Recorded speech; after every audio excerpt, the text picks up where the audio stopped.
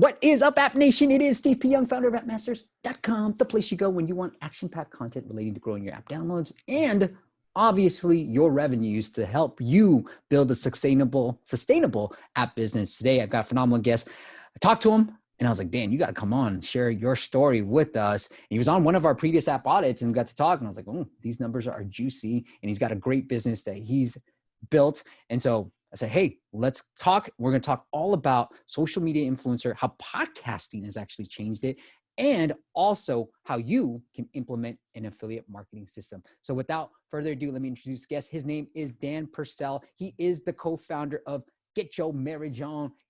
Check out the app and website. Go to getyourmarriageon.com. Dan, welcome to the show. Thank you. Happy to be here. Let's talk about your launch. So you decided to go through the influencer affiliate marketing route. Was that your initial plan all along, the affiliate social media influencer route? It was my plan all along. Okay.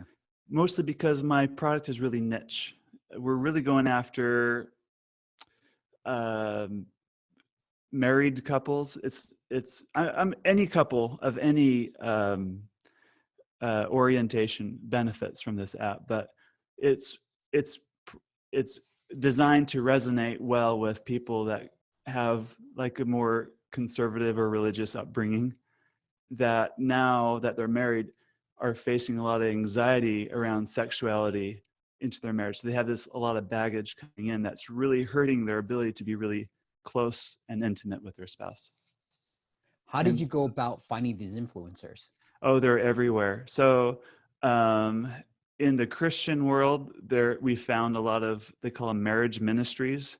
So these are usually lay, like a husband and wife that want to help their local congregation or whatever with marriage stuff. So they'll start a blog or an Instagram account. And then they'll start gaining some traction. So we work with them. There's another popular group all about keeping the sparks alive after you're married.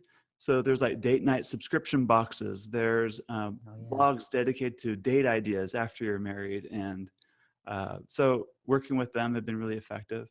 And then there's authors, speakers that talk a lot about sex and marriage and how to make it great. And so we work with them, and we have a novel product like an app. So they like that idea. And so it's a really easy thing for them to share with their audience, make them look like, they're in the know, like here's something to help you guys get it on. So what's the business relationship like with that? Because I think now you're talking into a blend of social media, correct me if I'm wrong, Dan, but like working with influencers through an affiliate marketing like relationship, right? Yes. So what does that business relationship look like? It is an affiliate relationship. To me, it feels a lot more like just good old-fashioned networking, trying to build a relationship with people, finding what their needs are and see if you can meet them. I'm talking about the influencer specifically. Sure. And then we ask, hey, we have this app. Will you please review it and tell me what you think? And then they'll go through it. And I think step 0 of all of this is to have a really good product. So we've put a lot of effort and a lot of research into our product. We've worked with Smarty Pants, PhD, marriage relationship expert type people to help, with the content and the flow of the app, and invested a lot in graphic design, just make the app really good. So when we ask them to review it, usually it's very positive and they like it, and then they're excited to share it with their audience. When it comes to the affiliate thing, we asked if they're interested in an affiliate program. They're all looking for affiliate programs. That's a lot how the influencer world works. It might be a book or some other product. So this is one more thing that they can do to have another stream of income for them. So they're very excited about that. And we work out a revenue share for apps that app downloads that convert from those that they recommend. Okay, I want to talk about how you go about tracking all that stuff, but are you paying for the reviews, those initial reviews? It's case by case. Like if they've got for example, we worked with one blogger that gets 1.3 million visitors a month to her blog, and she blogs a lot about sex and marriage. So right in line with our audience. And she charged us, a couple grand to do a big write-up for that. And it was worth it. So sometimes it's a pay-to-play model. And one thing I've learned about this industry, at least in my line of work, is a little bit of money goes a long way. If you're always asking things for free, but that you'll only get so far, but you add just a little, it might only be $50, but you add a little bit of cash and it really greases the wheels and things go a long way. So true. So true. I mean, we get these questions 2 weeks in a row. I got the same questions. Like, what do you guys think about app review exchange sites? You familiar with those? Yeah. They're super popular like 5-6 years ago, but like that's just backwards thinking. Like it's not going to scale. Like, I'm just so sick of this question because it's just, you're thinking too small at a micro level. You can't control it and it's just not going to scale up. So I totally agree with you. Like spend a little bit of money, pay for it, or run some search ads. Okay. How did you go about tracking when you got that relationship with them? Did you, with that blogger, let's use that one blogger example where you actually paid for the review. Did you go about tracking it? Were you able to track all the downloads that came through that blog post? Yeah, because I want to know, did I get a return on my investment from this promotion? So the way I do it is I use Branch.io for their deep linking, and I create a deep link. I give my affiliate, that influencer, a customized deep link, and then inside the app, I check for the presence of a certain pattern of deep links after the app is installed, and I tag it with that user. And the way my app works is you have to create an account to use it, because after you create an account, you can invite your spouse, and then you can sync together, so you can do the work together. And anyway, so I kind of I attribute that account. I tie that account to the source. It's tagged in the database, and then when they upgrade, I can look at who's paid and what was the source for that. Okay, and they're paying through Apple, right? But you still have that data. It's just some Right. system that Dan built. Yes. Nice.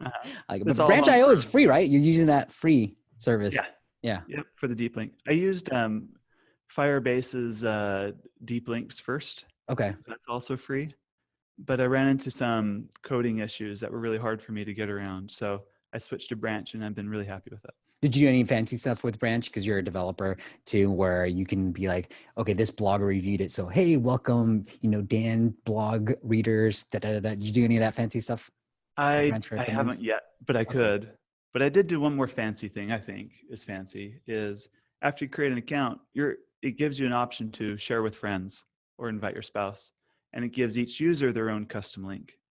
So I can track like the second generation and the third generation down of people sharing the app with others. All through Branch? Well, all through my own backend. Okay.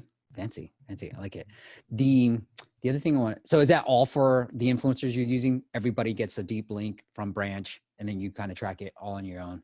Right. And I'm using my own custom domain name with Branch, so it looks like it's my app and my brand and everything. And then are you just paying them out through PayPal or whatever system you have? Yeah. So you're PayPal. running your own affiliate marketing system on your back end. I have a little script I run once a month, and it That's calculates everything. That's awesome. I wish I had somebody like you just be like, hey, I do this all the time, Dan. Like there has to be software that you're like, I can automate this, Steve. I thought about that. You know what I mean? Yeah, exactly. Just be behind me, watch me work. I was like, just watch me work and help me automate this thing. That's what I want to do. All right. Well, the other thing I want to talk to you about is this outreach to influencer marketing. It feels like a full-time job, Dan. Like you are running a successful app development agency. You've got this business that's now turned into a media company. Like how are you able, it feels like reaching out to influencers is a full-time job. So how are you able to manage that? That's tough. It does take a lot of time. There's no two ways about it. And I think it helps that I'm passionate about the topic. So it'd be something I'd be doing anyway.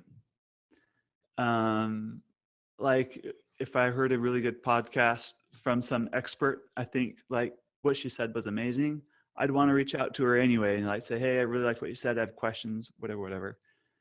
But now I can do that and also say, by the way, I also have an app I want to tell you about. So it kind of, I guess it's stuff I'm already interested in anyway. So that helps a little bit. The other is I did hire help. So after we gained some traction with the app and I wanted to do more micro influencer outreach, I just ran out of time. I needed to hire help. So when people sign up, they're part of the terms of uses, they're added to my mailing list. So I'm accumulating quite a few really good contacts through my mailing list. I sent out an email to the mailing list saying, hey, we're hiring for an online marketing position, kind of gave specifics. And within 24 hours, I had over 100 applicants. Wow. From my own user base, which Right. is really cool place to kind of start from. And from there, we chose 2 people, and they've been excellent to work with. You know, all the online marketing guys say the same thing, like build an email list, right? That's a fundamental. You got to have that. It's going to be key. And then obviously, if you need to hire from your own email list. So that's the best way of doing it. And that's another thing I want to mention about app marketing is if there's a legitimate way to collect your users' email addresses, it becomes a very good source of continued marketing. Yes, they have your app and they use it, but if it makes sense to build a brand, if you're more about building a brand in a community than just the app, then so now we have a weekly educational newsletter, some sort of marriage related topic that we're also sending. And once in a while, we'll have come across a really good product or a really good sale on something that, or some other like seminar or something that we think our users really benefit from. And so we can like email them that. And a lot of those also have an affiliate commission back to us. So it becomes another stream of income from us. Completely. I love the way you've approached this app. Did you always have that in your mind? I mean, obviously people have visions and then you have to take the right steps to get there. But was that a part of your vision? Like, hey, let's build this app and let's turn it into, it's going to be part of a media company that we end up building out? No, it's evolved into that. That's cool. At first is like, let's make an app. And then who knows, we might get 10,000 downloads. And then, you know, you hit 10,000 downloads after a month. You're like, okay, that was a really low goal. Nice. There's a need for this. So yeah, you keep going. What about podcasting? I want to talk about the media, but let's talk about podcasting first. How has that helped? Great. First of all, I've had to overcome a lot of my own insecurities with podcasting because I wouldn't consider myself the most articulate public speaker. But podcasting is a very effective way for marketing or networking with. So let's say there's an affiliate like that, for example, like another blogger, she might have, 1 million visitors on a month and she's right in line with my industry. If I were to just email her and say, I want you to, or I want to connect, she probably gets 50 of those emails a day. But if it was like, I have this podcast, I have this kind of an audience, and I really like what you teach about this topic, would you be willing to come on to my podcast as a guest and teach about that topic? And then they're very much more likely to say yes. So it also gives me FaceTime with someone that I'd otherwise not be able to connect with. So it's become a very effective networking tool. And then my audience benefits from their wisdom and their teaching. So it's a win-win.